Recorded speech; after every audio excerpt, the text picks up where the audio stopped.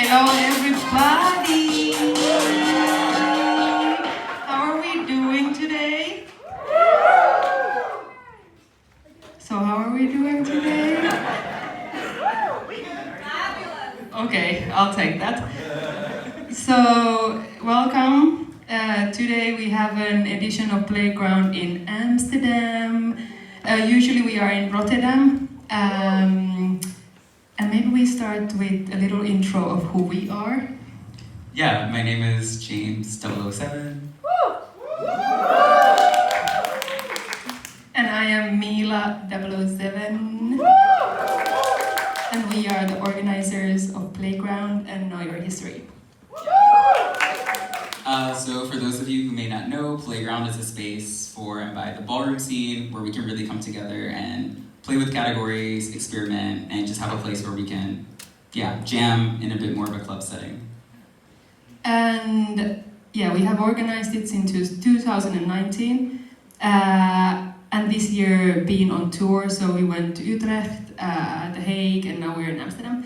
And we have also, since maybe the past 2-3 years, done this panel talk called Know Your History as part of Playground, because for us it was important to kind of bring, shed some light to the history of the scene here in the Netherlands. The scene is already more than 10 years old, and a lot of the times people have a glimpse and have an understanding of what is the history in the States, but we might not know who were the people who actually paved the way for us to be here and vogue down and slay on the runway here in the Netherlands. So today we have invited 3 amazing people to share their stories with us. So let's introduce the panel. So starting off, I think we are super honored to have one of the first voguers in the Netherlands who was voguing all the way back in the late 80s. Yes. Thank you. So we want to start by introducing Charles to the stage. Please welcome.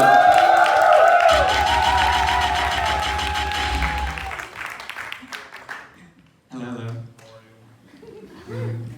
Welcome. We're super excited. And then our second panelist is my fellow Finnish girlie.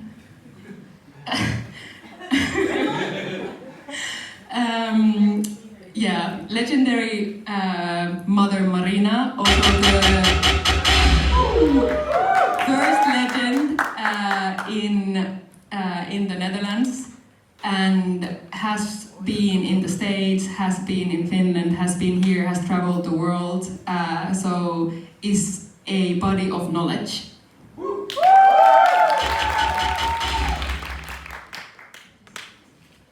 And lastly, we want to invite someone who joined the scene a little bit before COVID, who has made a really big impact with both his performance and activism. We want to invite Karim to the stage.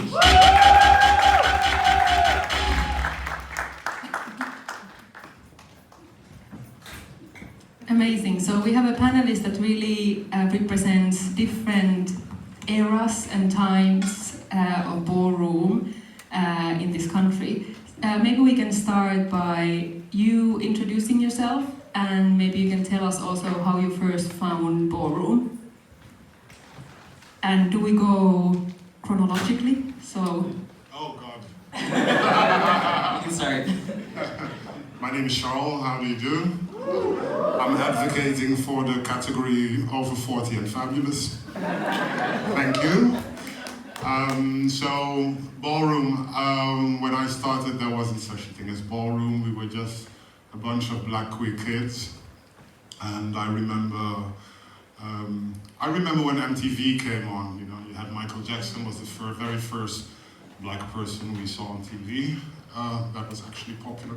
So by 88, 89, when Malcolm McLaren came out with the clip Deep in Vogue, we had never, ever seen anything like it. It's still spectacular, I hope you agree.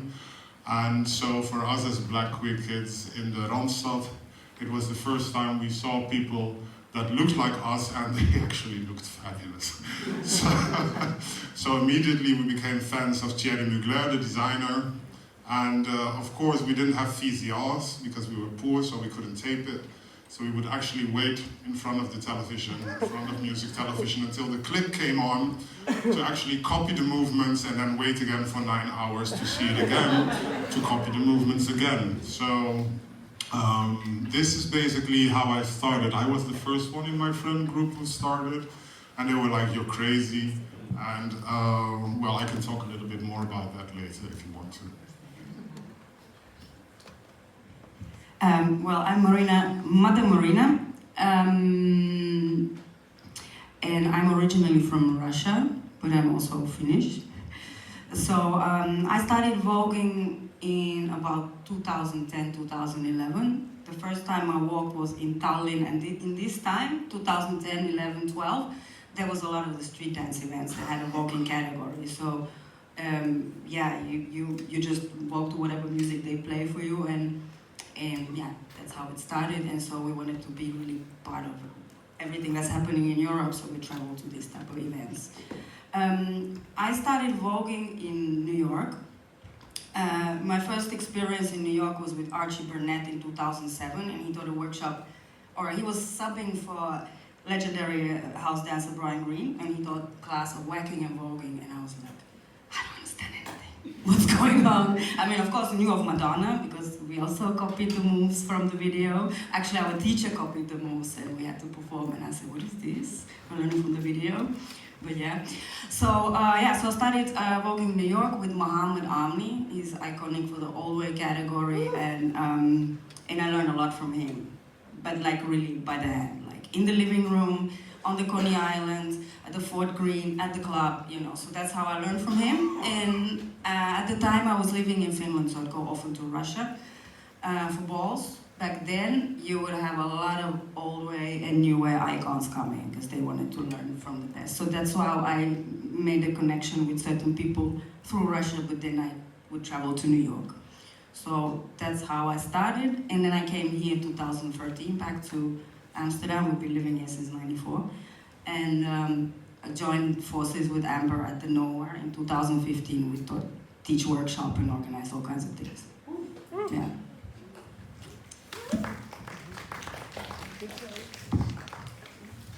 Hello everybody, my name is Karim. I am the Dutch father of the Kiki House of Bodega, also part of the House of Miyake Mugler. First of all, I want to say thank you, James and Mila, for organizing this. I think this is super important, and I don't think y'all hear this enough. So yeah, a round of applause.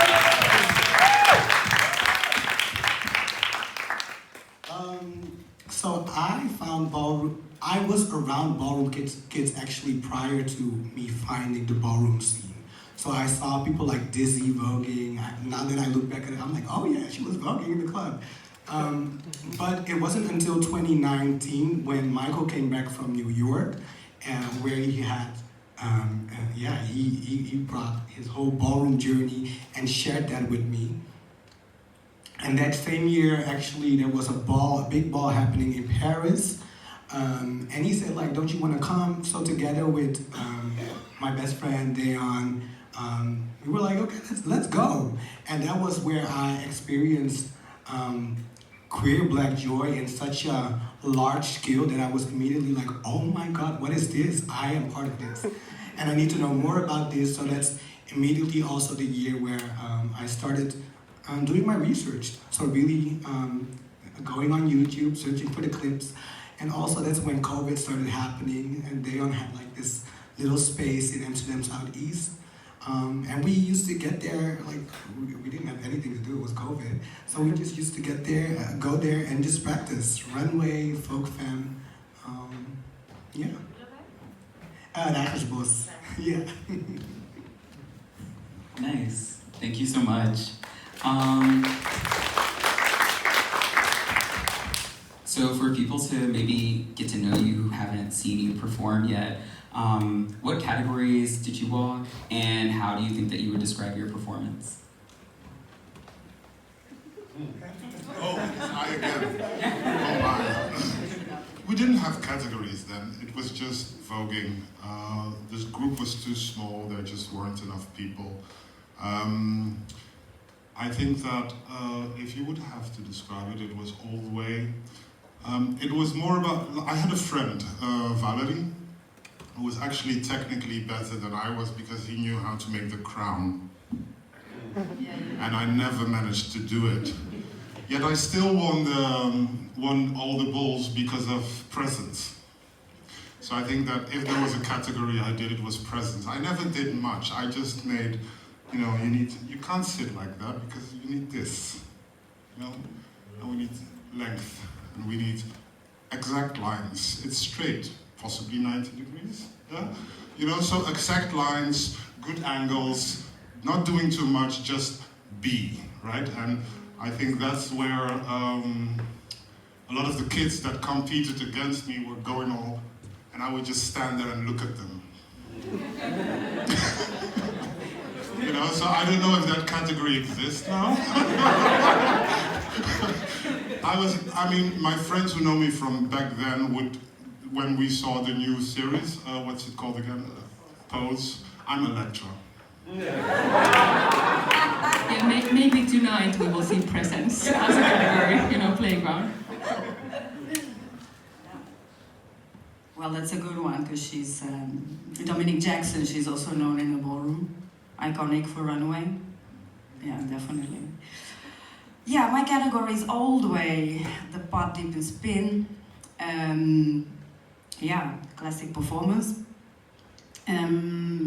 All the way was not called all the way back then. It was called voguing because that's performance. That's what it was. And you had the feminine and the masculine style of performance. I learned, as many people, we learned the Butch Queen way of performance. So the first place, I would pretty much vogue pretty unisex, maybe a little boy. And Mohammed would say, oh, you femme it up. So I started watching videos of femme queens. And so I'm very inspired by that old way performance. And the other thing that I think could describe my performance, I have a martial arts background and I don't open that door that often, but when I do, I make a moment. so yeah, that's something, somebody said to me one time that I didn't expect you to be so nice. I thought it was a cutthroat bitch because I've seen you walk. So maybe that's a description of performance. All right. So 2019 is when Michael came back, and we actually started practicing all-American runway, which I still love to do. But I decided for myself, hey, no, this is something I'm familiar with. This energy, this masculine energy inside myself. And doing my research, I was like, no, the ballroom scene is a place where I can rediscover that feminine energy inside myself. So if I would describe anything that I do performance-wise or runway-wise, I would say it's mostly feminine. And then also that research did lead me to femme queen performances of the 90s, like Deja, Christina, I love them all. And also Ricky, Leah, and oh my God, So, yeah. Ricky Allure, absolutely, yeah. That's what you were saying, no? Mercedes, yeah. Yeah, I definitely remember when you first entered, you had that old school spice. Maybe it's nice to talk about a little bit kind of the different times that you have been active. So, which years were these, and how did the scene look like back in that time, if it was back in any time? I think 89 till 92, because I opened my first nightclub in 92 when I was 21. So, but that's a different story. There wasn't much of a scene. There was Deep in Vogue, then Paris is Burning, then Madonna. And then when Madonna came, all of a sudden everybody wanted to Vogue. So there was a lot of opportunity. We made lots and lots of money. I think we had 3-4 bookings in a night. and a chauffeur driving us around to go everywhere from Groningen to Paris to Vogue to show the people. And it was basically a performance of 15 minutes and you would make like 300 guilders or something, I don't know. That was a lot of money back then. And there was something strange going on because hip hop came like a few years earlier. So you had the b-boys, the breakdancing, and the breakdancing guys and the voguing guys, because of the acrobatics, we actually used to kind of like battle each other. And we had this idea that breakdancing, specifically acrobatics in breakdancing, and of course acrobatics in voguing, that they were cousins, right? They were cousins of each other. But at the same time, when you would like battle with these guys in a more small sector, I believe once here, it was here in Paradiso, we came on stage and I had my hair braided down and it was all happening. I was feeling very cunt. And of course it was filled with all these hip hop guys and they started throwing full cans of beer at us. So within 2 minutes we were off stage, still got paid though. So, so it's like, it was kind of like double, because we were kind of part of the hip hop scene, but the queer cousin, so to speak. And then it kind of like totally diverted, and I don't know if now the hip hop scene and the voguing scene recognize each other as cousins. I don't know if that's still happening. Well, I think that kind of touches upon the time when I started. So in 2011-12, you had always these events, Street Star, Funky Styles, and then you had the little voguing category. And to be honest, I think one of the reasons why the European ballroom scene emerged, was these events, because there was this little corner of the girls and the gays who are working in voguing, and they find you interesting if you're a really pretty girl in a tight leotard doing new way, but other than that, it was not so cool. And you have always a handful of people who appreciate what you do and show that, but in general, it was not really a place, an inviting place to be. Of course, there was not much going on, so you went to these things, like you've seen probably Mother Lysandra, legendary Mother Lysandra, a Street Star with Inksy and all these things. But that's how the scene was in the beginning. Then Amber started organizing in Rotterdam in the Bird. Lysandra and Mother Nikki, they started organizing in Paris, and other people caught on as well. And those functions were really small. It was like 10 people in Paris and also here. And that's how it started, First it was a little bit the people who went to the street dance events, and they started together, and then the other kids would come. I was in Finland for 2 years. In Finland, it was the balls that were organized at that time went also through a kind of a hip-hop street dance situation. So was nice, but it really attracted wrong kind of people, if you ask me. So there was always also the question, teach us all the way. We can book you on the studio over there, and I'm looking at the schedule and I'm like, 1 hour class for, I don't know, 15 euros for who knows who. I said, I'm not doing this. And so when I moved back Amsterdam, Amber was always, come judge, come this. And in a way, I didn't also feel super ready to teach or whatever. But at some point, 2015, she got the Nowhere. And I saw, oh my God, it's a community center. It's like 5 euros for a class, and really kind of a vibe that welcomes people. So I said, okay, I'm gonna do it. Also because I met a few people. I met Ellie, I met some of the founding members of Angels, Gabby, like few people. And I said, oh, if these people are going to come to class, then I teach. And that's how it started. And Nowhere wasn't just the class, there was a jam, people would come around. And there was always the informal history class in the garden. Mother, can you tell us what happened here and here?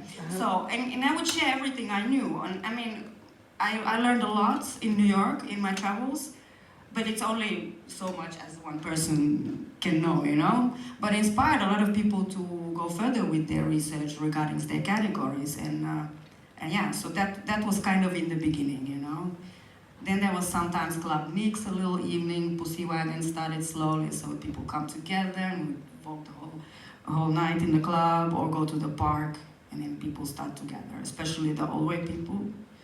So it was a lot. It was a small group of people, but we were kind of active, and it was growing and growing. And first it was a lot in Amsterdam, and then the Rotterdam.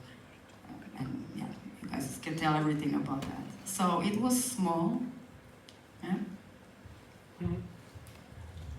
For me, it was a little before COVID, so that meant, and I came up with like a lot of friends already who were already in the scene, and those are maybe today's Kiki scene leaders and stuff like that, but they were beginners back then, so it was everybody was just there for the joy of it, and I think that everybody being there for the joy of it and not really taking it that serious yet. But also COVID coming up, so we're in need of community. We're in need of social context. That really made it like a scene that was so hungry for just seeing each other, hanging out, having fun with each other. So I remember house party was then a thing, and then we'd all be on house party talking, and it wasn't that we were voguing, but we were doing those essence thing of ballroom, like keying with each other, reading, like all of those things. So it was just in need of fun and community. And then after COVID, I feel like a transitioning happened. So a lot of new people came in, a lot of young people came in, and also a lot of people that found new opportunities to be the ones that organize the balls or organize the events. So that was really a transitioning part that I just a little before. I want to add one thing. Like back then, you had like 2 or 3 major balls. I'm talking 2013 to 50, 70. That was organized by House of Vineyard, Amber. And then slowly the Kiki thing started with the Angels Kiki, and I think it was 2016, if I'm not mistaken. Yeah. I think that's right. Yeah, that was the, so it was very small. So every time there is something happening, everybody would come and walk the ball. Yes, thank you. So, Charles, you're the person here who's been active, the longest, or who was active maybe first. And we were wondering if you could say a little bit more about what the European scene was like in the late 80s, early 90s. Maybe the ballroom scene, but also maybe the general queer, gay scene. European scene. Okay, got it. So, for late 80s, you are all very young. Well, I don't want to make it too heavy, but this was still the time when doors to queer venues were closed. Like you actually had to ring the bell, someone would open a little to see who was there, whether or not they would let you in. So all the freedoms that you are enjoying today, they weren't always there. They're just here now and they can be taken away at any time. I just want to tell you that. So what was the queer scene? There was this thing in Rotterdam called the Gay Palace. And that was the first queer space that actually had the name gay on it. Okay? It was a major thing, right? And when we're talking about queer spaces, it was basically 99.99% white. There were no black kids, there were no Arab kids, there were just white kids.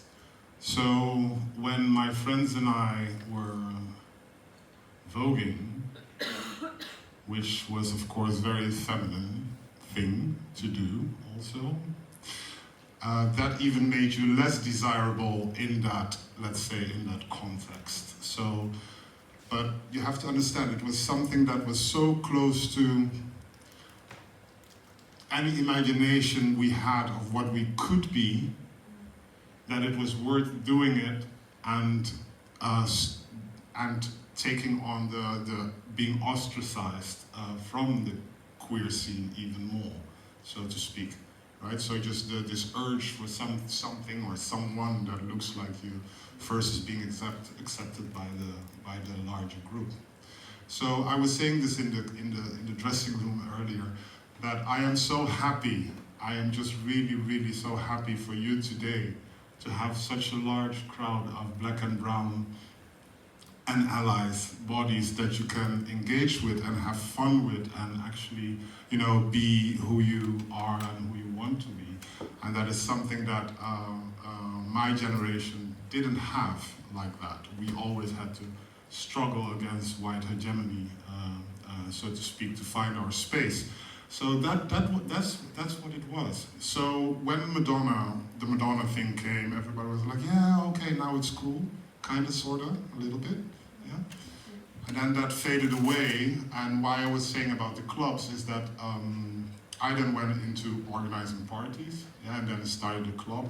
And most of the people I was, you know, dancing with, they went on doing drag or doing, you know, all sorts of other kind of entertainment like stuff, basically making money in nightlife, right?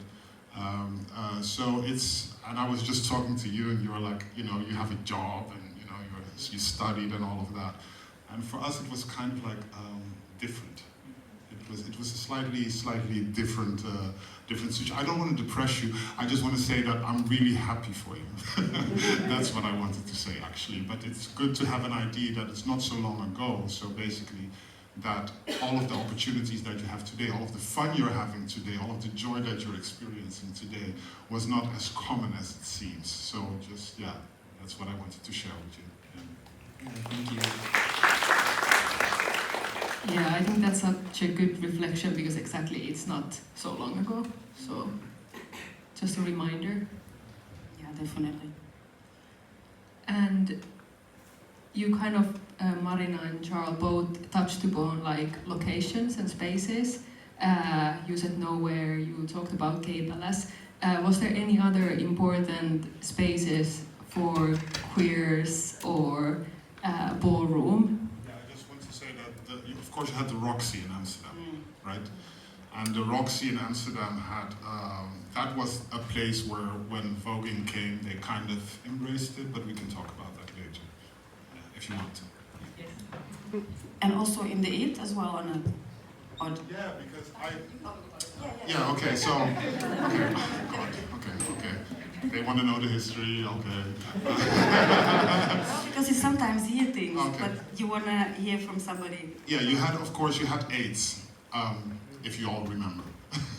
There was AIDS, and I mean, I'm from the generation that grew up to hear that if you have sex, you're gonna die, right? That was it. So we're all traumatized, we don't have sex, we're prude. So you had the Love Ball at the Roxy, and the Love Ball, late 80s, was very cool. It was very cool because all the performers would come out and then basically the money that was raised would go to the AIDS funds, right? And I remember losing that competition. Of course I lost it because, yeah, well, you know how these things go. But I remember you had the stairs like that, like just like you had there. And I vogued from the top to the bottom on my back, voguing down like that. And that was for me like the greatest place, the greatest moment in my voguing life, just voguing down the stairs on your back, downwards. But anyhow, so then of course the IT opened up, and I started at the IT. Basically, Manfred said, "Oh, do you want to come and vogue?" And I was like, "Yeah." So I vogued on the opening of the IT. And then after that, voguing was dead, and then I became their first candy girl. So that's it. That's the history, because we then moved from voguing into drag, that whole business. Yeah. Work. And Marina, do you have anything to add on the spaces, locations, besides nowhere? Well, with the old way girls, we would just go to the park. We'll find a space to vogue. Yeah, nowhere I think was really the main thing, you know, because sometimes you go to the clubs, it can be good, but it can also be not so good, you know, even to the day of today, you know. I think like since the 90s in the clubs, the thing changed. People are standing around with the beer, and things that we do is either experienced as, oh my God, there's entertainment, or it's considered a little bit invasive. So you always have to, yeah. I spent also some summers in New York, and New York would go to Fort Greene Park, the Vogue Outside, Libation, Sullivan Room, this type of parties, you know, so. But here, yeah, it evolved around nowhere, because we've been also to some parties or some ball after parties that were not welcoming for us. Yeah. Yeah, and for the people, if there's anyone interested in seeing what it is and trying a class, Nowhere is still running the classes.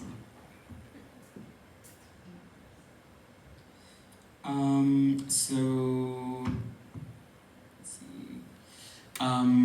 So we have some different generations, and I think also for people in ballroom, there's kind of pre-COVID and post-COVID.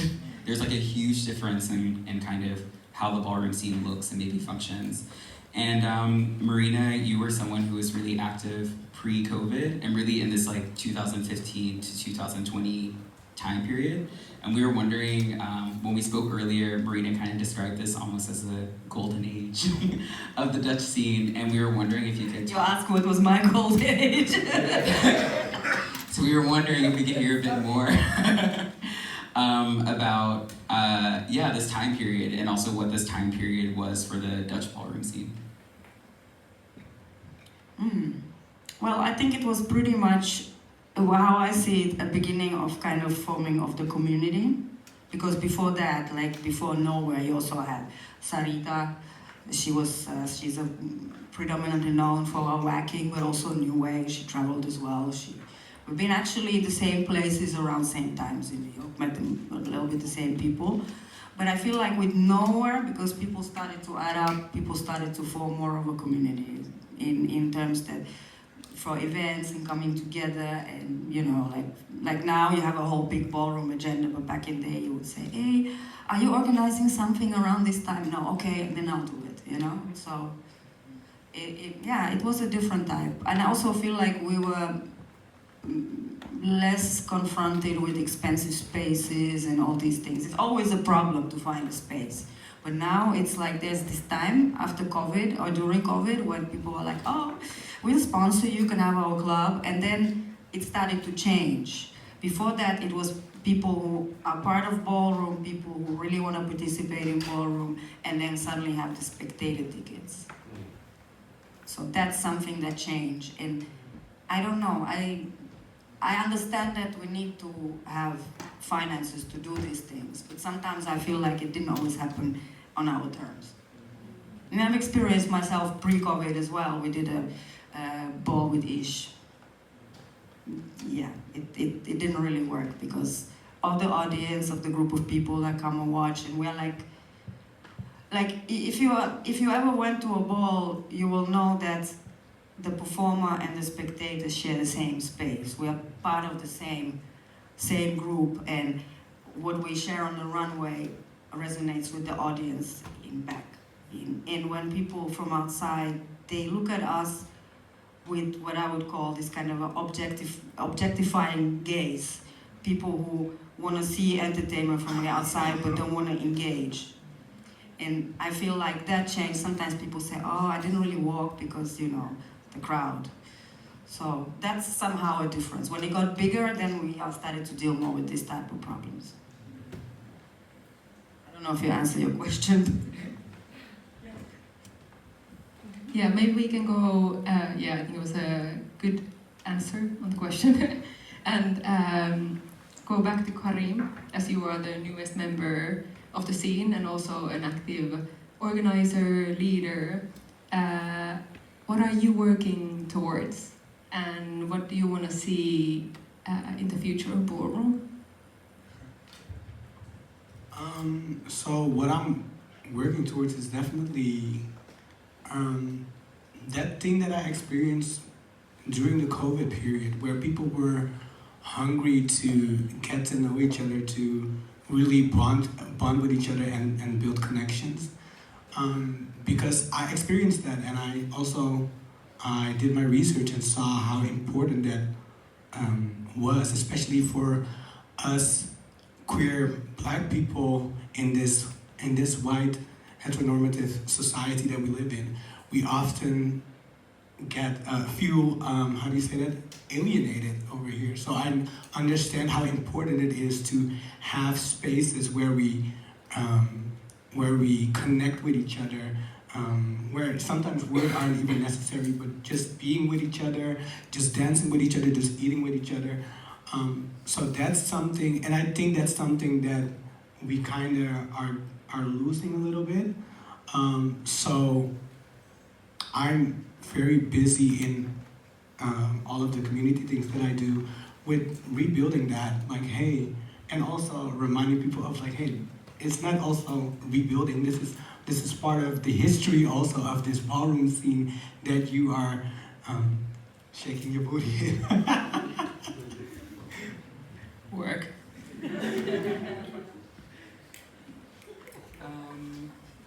And what do you feel, so I think the Dutch scene is one of the earlier, and strongest ballroom scenes in Europe. And what are some of the things that you think makes the Dutch ballroom scene really unique? I think we have a lot of talented people also.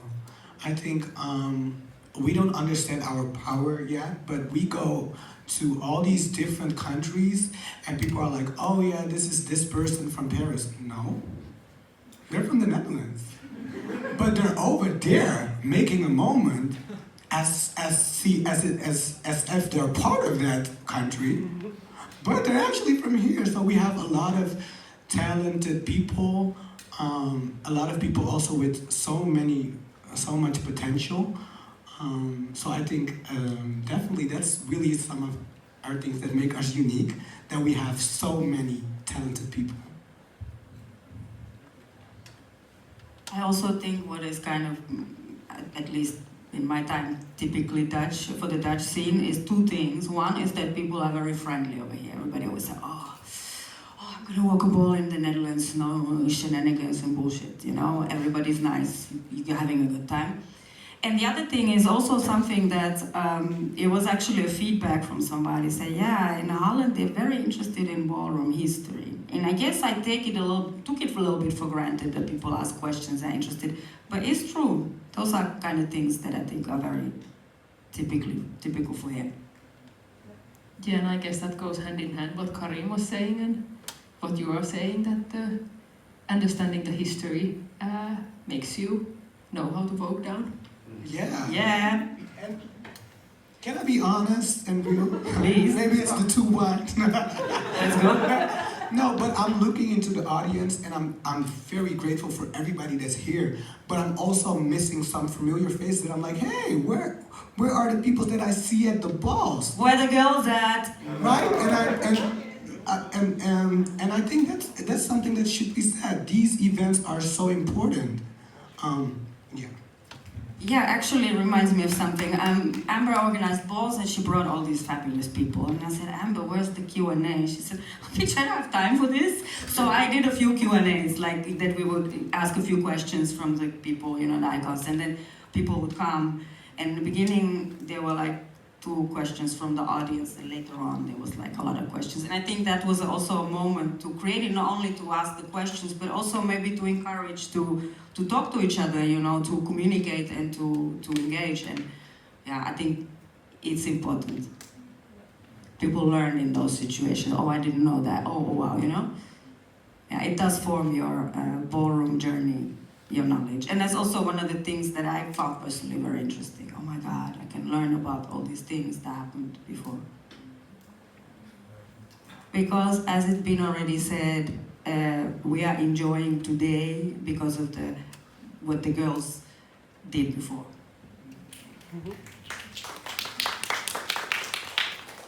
One question that we also had were about some houses. So now we have so many different Kiki houses and many different major houses, and we were also wondering what are maybe some houses that have been really important to establishing the scene, but that maybe are not spoken about as much anymore. Well, in the beginning it was House of Vineyard, because Amber had a house, but it was not called a house. And at some point, I think maybe Lysandra or somebody, a few people said, hey, but you actually have a house going. So she founded the House of Vineyard. Then the Angels was one of the first ones. Actually, the first major ball other than Vineyard was organized by Joby Khan. He was Khan then, and then he came back to Khan. And in the Kiki scene, actually organizing functions was the Angels and the Kiki House of Flying Daggers. Have you ever heard of them? Yes. We were active from 2016 to 2019. I think we organized like 7 functions or so, and it was always packed. So we're going back and forth with the Angels. I think that's pretty much it. You had always a member or two from different houses, like Makeba was Salah Durey. You had also Patrick Ninja was with the Ninjas. You know, it was very small in the beginning. Yeah. And maybe for our last 2 questions before we open the floor for the audience to also ask questions. What performance or ball moment has been the most unforgettable for you? It can be yours or someone else's.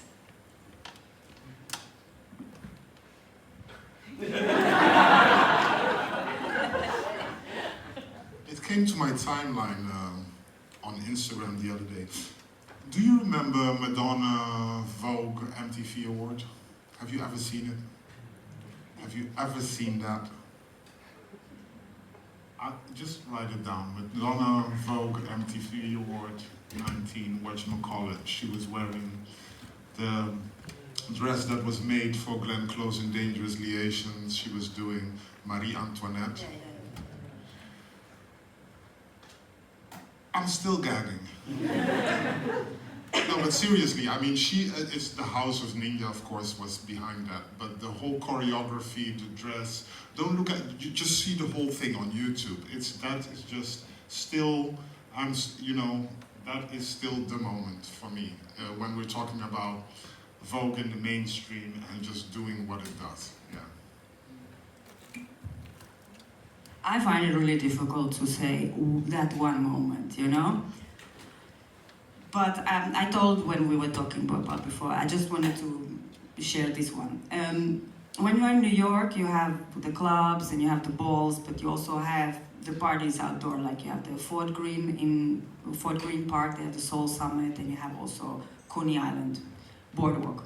In the afternoon, towards the evening, DJs playing really nice house music and people are whacking, walking, house dancing, you name it. And so one time I was there with a few people, Mohammed and some other people who walked the old way. And at some point I look around, everybody's gone, but it's beach, so you can see like 360, you don't see anybody anywhere, you know, and I'm waiting, and then the song starts, Love is the Message.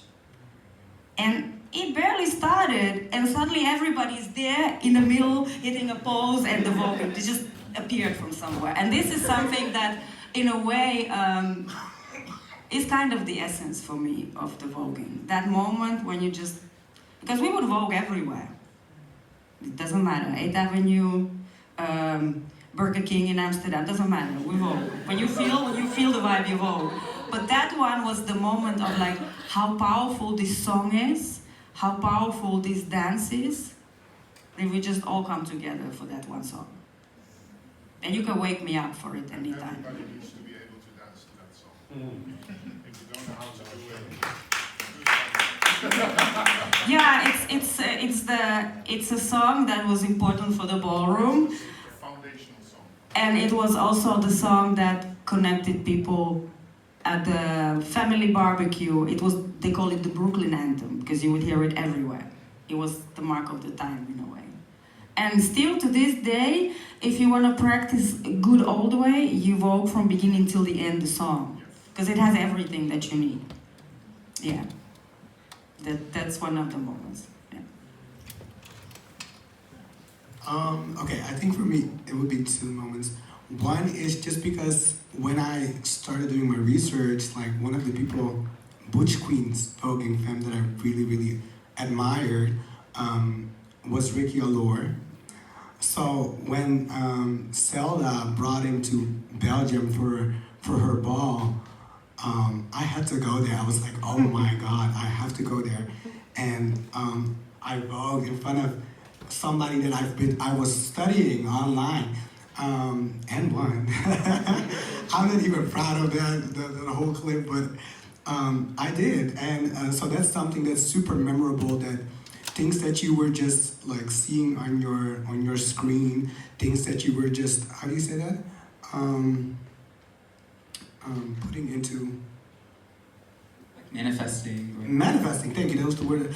That you were just manifesting by looking, and then like, oh, now we're really meeting each other, and also now we're having like, it's just so interesting to me that how that went. I think that's something that I really think is special. But also the moment when I was just in my underwear, fully painted blue. It was a tribute to Deja coming out as Mystique. I came in Mystique as well. And why it's so special to me is because when I entered this ballroom journey, it was like, okay, I have to reconnect with things that I lost touch with. So it was about finding that femininity within myself, but also accepting my body. That was something that I was super insecure about. So just being there in my underwear, performing in front of a lot of people, that's something so memorable, because I took power of something that that I lost. We remember you were fab. Giving a side note, Ricky Allure voguing like Sanaya, look it up. Mm-hmm.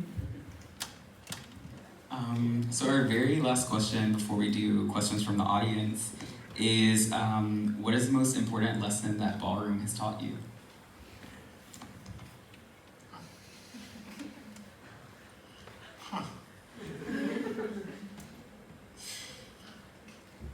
Grace Jones says it. Edith Piaf used to say,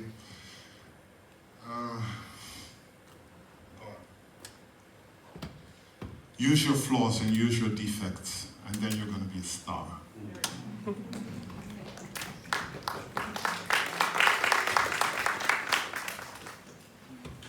Well, I think for me the lesson, I mean, it is also kind of the same. It's like you can only be yourself. You have nothing to lose. You can only be yourself.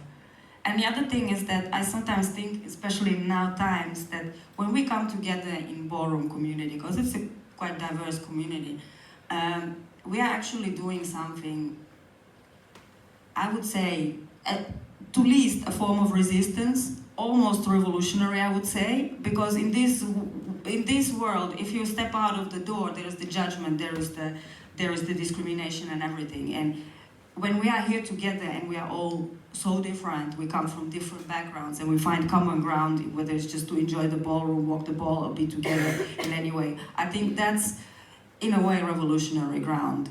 And we should never forget that we have this space now. Because, I mean, I've been here almost 52 years, and I've seen a lot of things change. So, yeah, I'm also happy that we are here.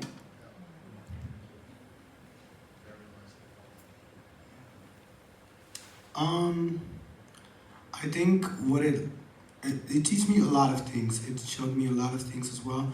But I think mostly how important it is to find somebody, to have somebody that understands you. I feel like a lot of people in this space also find support within their regular blood families, but to have somebody where you don't have to explain all the time, where you can just look at each other and you understand each other, how much that can take, how do you say that? Gewicht dat van je schouders kan afnemen. It takes the weight off your shoulders. Exactly, yeah, it's like, and how important that is. So having a whole community is a blessing, but if you only find one person that you can have that with, that's I think that's the most important thing. Beautiful. Yeah, on that note, we will open the floor for a few audience questions before we move. Let's see. So just raise your hand if you have anything you want to ask. Sorry. Mo. Hi. First of all, thank you so much for this talk and for organizing and for being here, for all the things that have been shared. Like, it's been so insightful and so energizing as well. Yeah. Oh, my name is Mo, by the way. Hi. I think a lot about archiving and like especially oral histories, and how we can honor the experiences that aren't necessarily recorded or written about. So my question is if you have experience or advice for how you remember the things that you've heard or seen, or if you have any insights about how we can keep these histories alive. Yeah. We kind of started at some point doing timeline.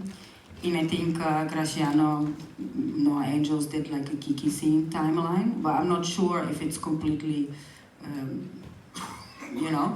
But what I know, it didn't work super well, but in US, Kevin Omni started doing a timeline, and in the first place, he made it interactive. So you could say, oh no, we didn't do it like that, that was not the date, or whatever, But they got with each other in the ballroom scene a terrible beef about this timeline, so that's a side note, but something like that you could do.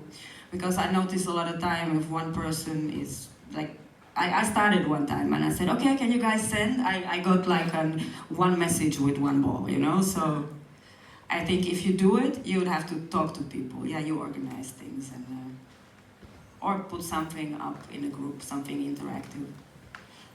We actually have a Dutch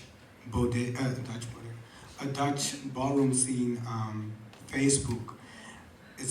We don't use it actually at all, but it's supposed to be for everybody of the Dutch ballroom scene to be in it, and I think that's the start of like maybe putting up.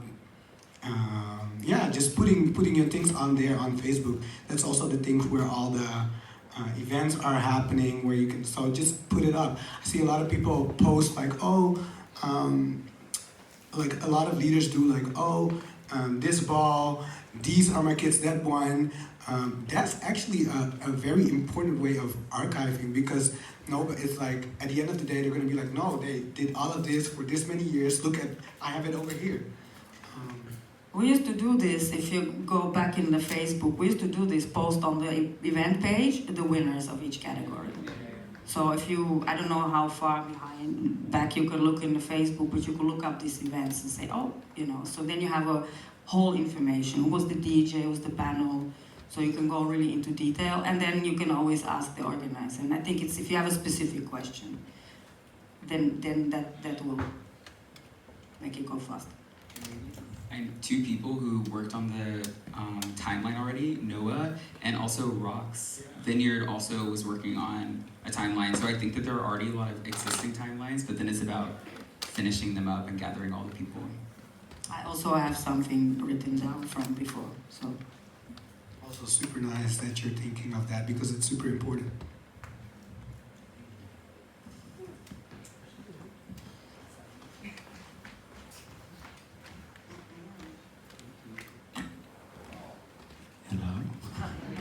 Hi, my name is Ali. I have more of a statement, and I would like to know your opinion about it. The statement is, ballroom is hip-hop. What do you think about that? Ballroom hip-hop? No. There is a connection, like it's been said, like what Charles described happened in New York back in the day, those Christopher Street Pier and the B-boys from the Washington Square Park. Different baby mama. Yeah, different baby mama, definitely. No, it's like things that happened in New York City when everything started to, happen, it overlapped. There's a lot of overlap in things. But it's a very specific scene of its own. But there's also, queerness has, if you look at the history of voguing as we know it now goes further back than hip hop. Yeah. It's early. It's a way earlier history. You know? It goes all the way back to the 60s, maybe even earlier, right? Because it wasn't voguing; it was walking. It was, you know this. I don't have to repeat this. Yeah, if you kind of, in a way, you could go kind of all the way back to Harlem Renaissance, Yes, in a way, Harlem because that's where Renaissance, the yes, because that's where it starts. You know, this is about black queerness being present, etc., etc. And where I think the big change is that where in the beginning there was kind of like an emulation of whiteness, so to speak. Yeah. Okay, where you had the categories like, you know, the different kind of categories that were kind of like tapping into a kind of like riches and whiteness and white aesthetic. Yeah, I think the big change is when it flipped from tapping into white aesthetics into tapping into black aesthetics, right? That's where the real change happens. That's where the real shift happens. Because when it was tapping into white aesthetics, there was kind of like an unattainable dream to be had, which was always performing some kind of debt that couldn't be, you know, some kind of life that couldn't be attained, and in that sense, kind of like sealing your own fate. But the moment it switched into like, how do I say it, black aesthetics, then the voguing in and of itself, why am I giving a lecture here? The voguing in and of itself became a celebration of self rather than a kind of like trying to emulate whiteness. And I think that's where it started kind of looking more like hip hop, if that makes sense, right? Yeah. Okay. That makes sense. So it's a theoretical thing, but there's a switch there somewhere. And I think that's important to understand, that now it's a celebration of self rather than a celebration of what cannot be had. Thank you. I think it's still very different in the sense that the ballroom scene is its own scene, you know, and of course there is all the mix, you know, also the way how you express the gender is different, I think. But historically they overlap for sure. But voguing is all. Thank you.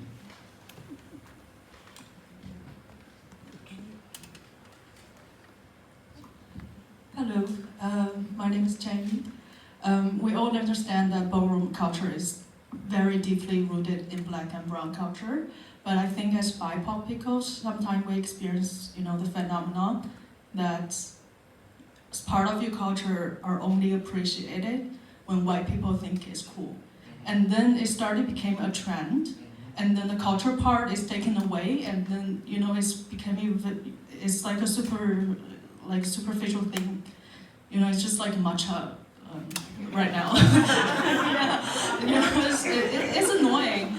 And like, I'm just wondering like how you experience, like in your experience with ballroom, and what's your opinion, and do you maybe have advice for people who more like outsider or new beginners, you know, how to pay attributes to the black and brown culture roots in this scene?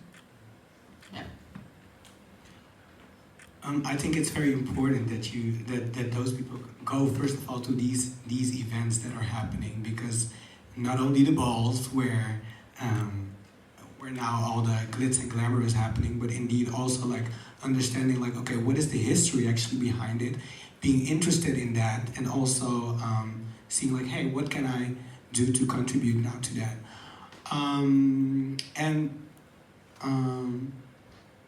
I notice it myself as well, and sometimes I think it's good to be out in the open, because then we're visible for people that ballroom could be an important space for.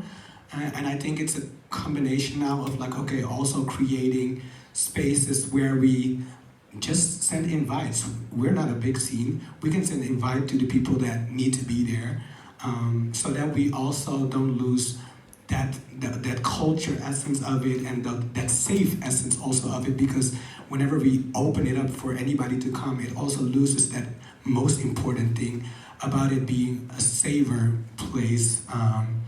So yeah.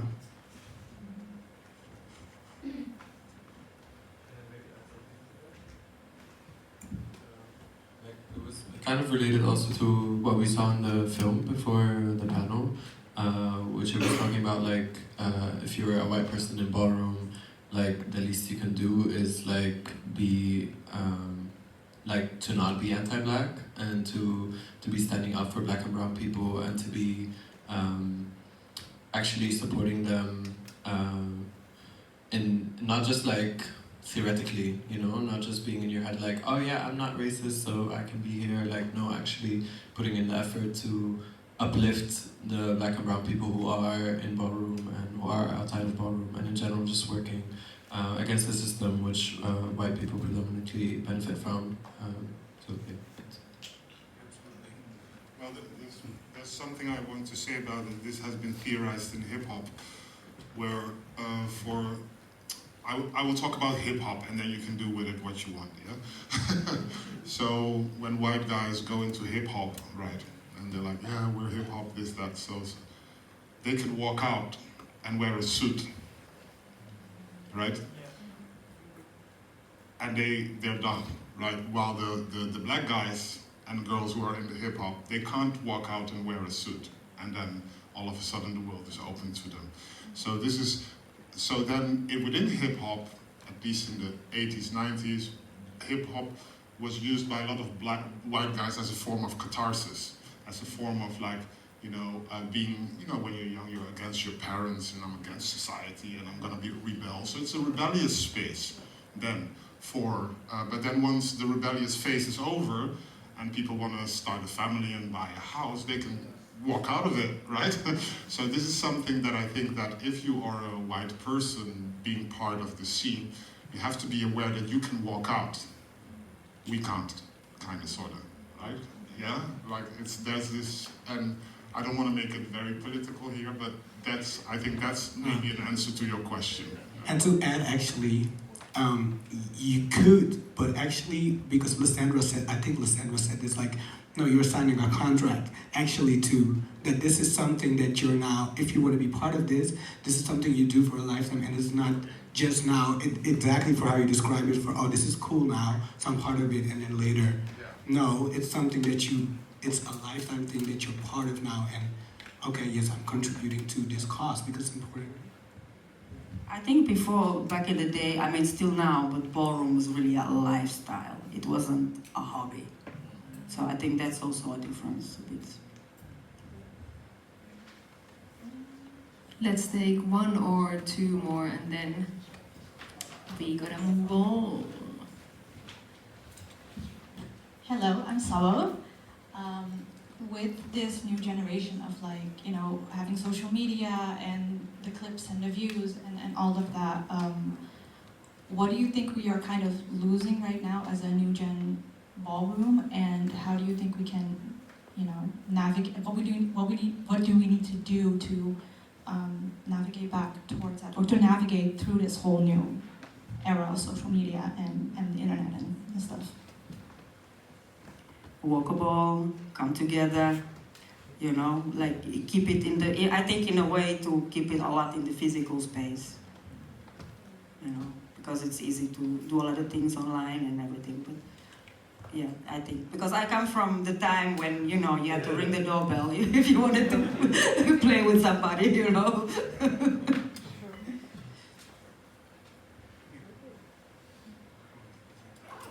Any last questions? Well, maybe I have something to say about that. Maybe, why am I doing this? No, go ahead, please.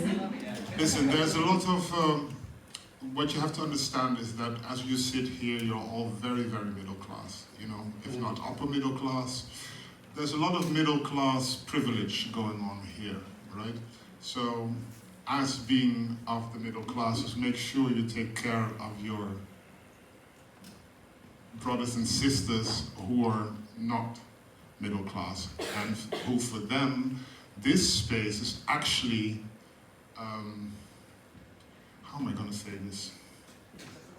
A proper escape from life, rather than something that they do, right? So if you, as we all here being middle class as we are, take care of the less fortunate that are among us, I think that is what you can do, because when we were younger, we were dirt poor. We had really, nothing.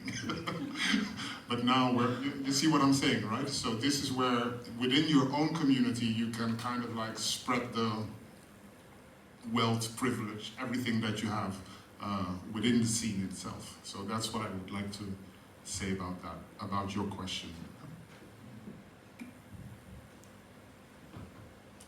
Maybe that's a beautiful message to end on.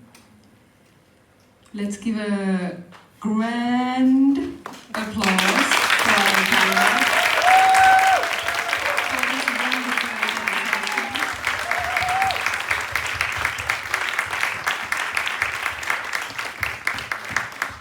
So we'll take 5, change this space into a ball setting or our little practice space setup, and then we'll start playground. So go grab a drink, go pee, and then be back.